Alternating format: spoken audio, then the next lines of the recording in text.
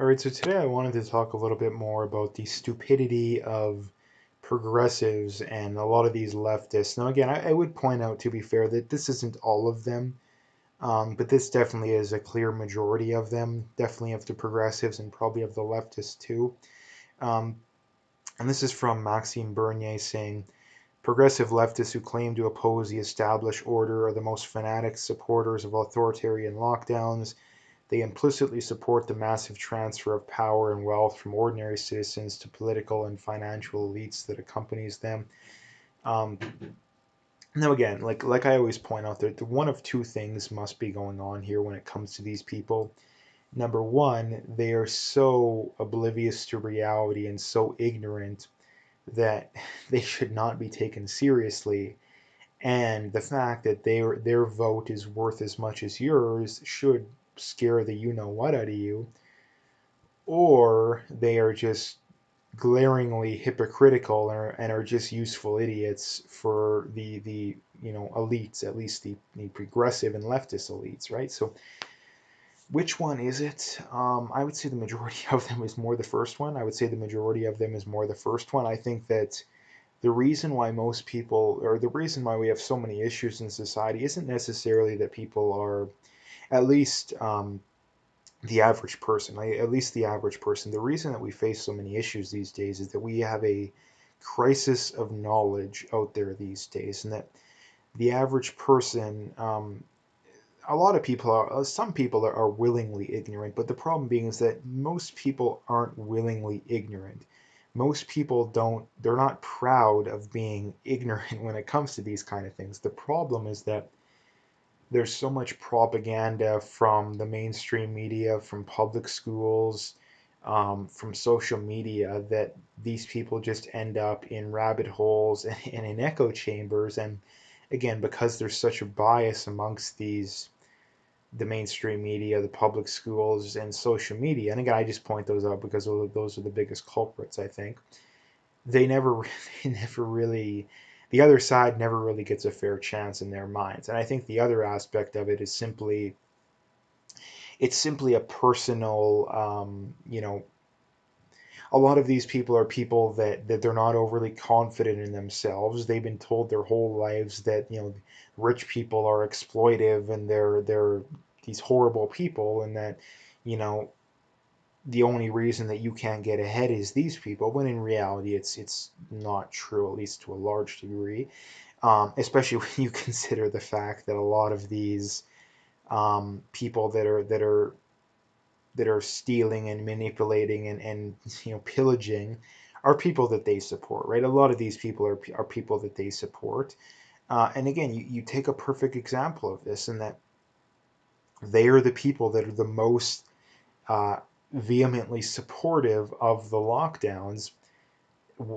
And again, when you look at the lockdowns have been the largest transfer of wealth from the poor and the middle class to the rich in history. I mean, you look at the net worth gains over the last years of a lot of these billionaires. It is absolutely astounding. And this is something that I'm concerned with as well. And that, I've been very clear in that if someone can make $1 billion or 10 billion or $100 billion, now again, they're almost never making it in cash too. This is one of the reasons. Another one of the reasons why you know how stupid the average person is that they genuinely believe that someone's net worth is something that they have entirely in cash, or at least largely in cash, like after you get rid of their house and all their stuff. But the reality is that the vast majority of billionaires, they don't have billions of dollars sitting in a bank account. Like their wealth is almost entirely tied up in stock, in properties, in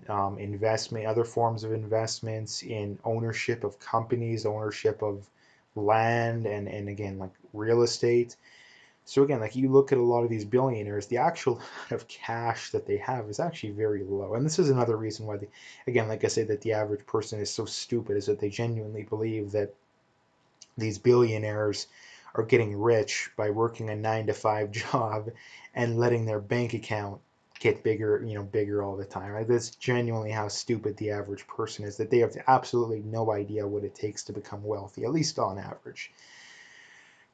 Again, so now that we have that out of the way, like I say, these people, they don't care about the values they claim to care about. And I think the reality behind it is that the majority of them are just useful idiots. They're low information voters. They can be convinced of absolutely anything. They can be convinced of absolutely anything. And the reason why I say that is that, again, their highest, political, moral, and ethical thing that they're worried about is something that if they actually believed in those values, they would be against the lockdowns. They would have to be against the lockdowns by default because, again, the lockdowns have been the largest transfer of wealth from the poor and the middle class to the rich in history, and it's not even close. And it's only going to keep getting worse too. And I think, like I always bring up too, I think another one of the reasons why a lot of these people support the lockdowns is that they genuinely believe that the government can just pay people to stay home. Like the government can just print endless amounts of money and just pay people to stay home, which is also another very funny point that I've seen pointed out before. In that it's very funny to point out that even people like Lenin, who is one of the poster boys for communism, never once said that people should be able to get paid to stay home, right? And they never once said that. The communists and the socialists of the past, at least most of them, that they never had the idea that what we should do is we should just take all the money from the rich and just use it for ourselves so we can sit at home. And the point I'm trying to get at here is that these are people that have a very major belief that is further to the left than Vladimir Lenin. Like, this is where a lot of these people are at. And this is another reason why when you hear these people talk about how they're center left, how it's just laughable. Like, one of your major core fundamental beliefs is to the left of Vladimir Lenin. You are not center left when you believe that. Um, so again, that's another point I wanted to bring up. But again, the main point of this being is that if these people actually believed what they believe, they would be against the lockdowns, or at least to a large degree, right? At least to a large degree. And this is the problem. This is the problem, that it is the growing issue of the low information voter, I think, is a good way of putting it. And a lot of these people, again, I don't think that they're just genuinely evil people. Like, I think that they're people they're just low information voters. They're people they're very susceptible to propaganda, and when they hear this propaganda, they just eat it up. They just eat it up. And they're never exposed, because they live in such echo chambers, they're never exposed to views that differ from their own. Like, they're never exposed to it. And because of that, they can simultaneously hold these beliefs that are so incredibly contradictory. They can hold these beliefs that are so incredibly contradictory. Like, it this is the thing that just boggles my mind, how people can do this kind of stuff. But again, when you take a step back and think about it from first principle, well, it actually makes a lot of sense. It actually makes a lot of sense because, again, um, principle, morals, ethics, they mean absolutely nothing to the average person. If they can somehow spin whatever they want as being morally and virtuously good, then they'll do it all day long. They'll do it all day long. But if they can't do it, they'll just pretend like it doesn't exist, right? They'll just pretend like it doesn't exist if they can't do it.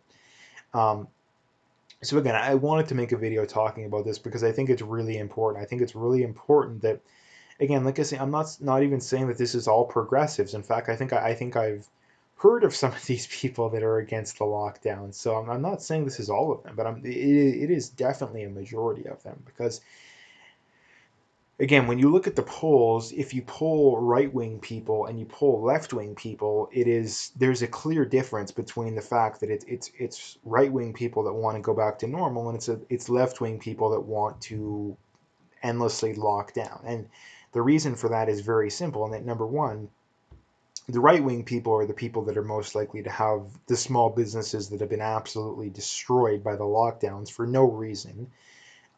They're people that live more in reality because, again, one of the fundamental reasons why the left, and again, that's not a controversial statement too, I don't really care what anyone says about that, and that it's largely the leftists that think that the government can just print endless amounts of money and endlessly lock down.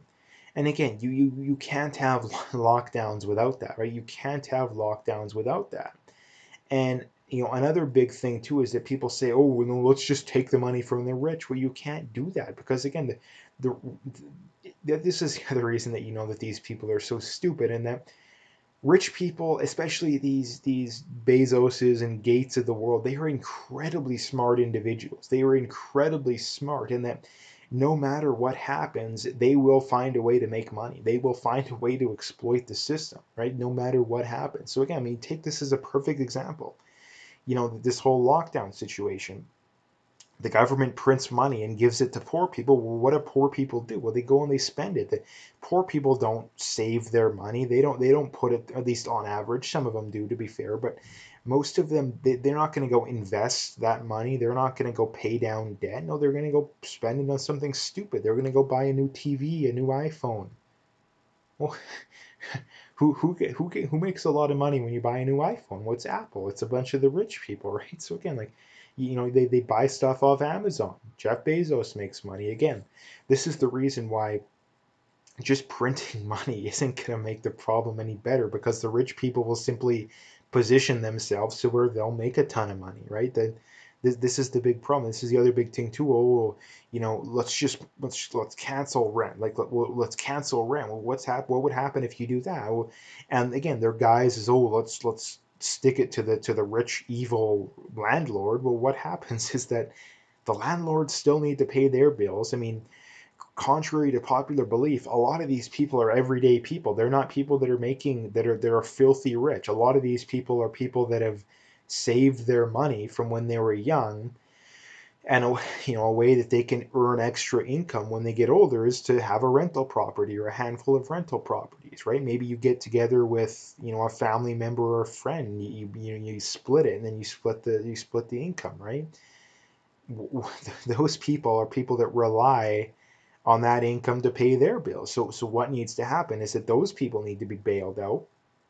And who are the people that provide the mortgages for these properties? What's the banks? So again, eventually you cancel rent under the guise of helping the little guy. What ends up happening is you have to bail out the banks again. So no matter what you do when it comes to these situations, the rich are going to find ways to make money no matter what, right? They're going to find ways to make money no matter what. And again, the government needs the rich people to get elected, right? The government doesn't care about the pity guy on welfare. They only care about him for the votes, right? They need them for the votes, but they also need the rich for the money to run these campaigns, right? And to pump out ads and all this kind of stuff, right? So this is the thing too, that the government is never going to go along with any policy position that actually legitimately hurts the rich. They're not going to do it, because if they did, it would be political suicide, right? So the thing we need to be doing is figuring out policies that, let's not constantly worry about how can we take money from the rich. Let's worry about how can we empower the poor and the middle class, right? Let's worry about that, right? And the fact that they never do that just goes to show that they don't actually really care about the beliefs that they claim to care about, right? And the last point I bring up too is that the reason why these people are insane, for lack of a better way of putting it, and why I think a better way of putting it is just should not be taken seriously, is again, their main motivations, at least what they tell you, is, oh, we care about the poor, we want to help the poor. Okay, well, if they cared about the poor so much, their main motivation would not be taking from the rich. And again, like the perfect analogy that I always give is that if they cared about the poor so much, they would simply all get together. Again, this is another reason why they're wrong, is that they claim, oh no, the majority of Canadians are leftists, right? And the majority of Canadians are leftists. I mean, I think that's true, especially if you disclude Alberta and Saskatchewan. Yeah, that's for sure true. But again, the majority of Canadians are leftists because all the propaganda that's out there. Um, but again, if Alberta and Saskatchewan were no longer Canadian, well, Canada would be a socialist country overnight. Canada would be a socialist country overnight. So again, you care so much about the poor. Why aren't you itching to get rid of Alberta and Saskatchewan? And the fact that they're not just goes to show that they don't actually believe what they believe, right? And again, another way of doing it is that if they, in a capitalist system, there's nothing stopping people from getting together, signing contracts, saying we're going to collectively pay for things, right? There's nothing wrong with that, right? So, um, the fact that they don't do that just goes to show that they don't actually believe what they claim to believe. The fact that they do that just goes to show they don't actually believe what they claim to believe. So anyway, that's what I wanted to talk about today. If you liked the video, make sure you hit that like and subscribe if you haven't already. Make sure you check out those links below. Follow me in those other platforms if you haven't already. If you want to donate, you can do that as well. Again, I appreciate whatever support I can get. But like I say, check out those links. Have a good day and stay tuned for more.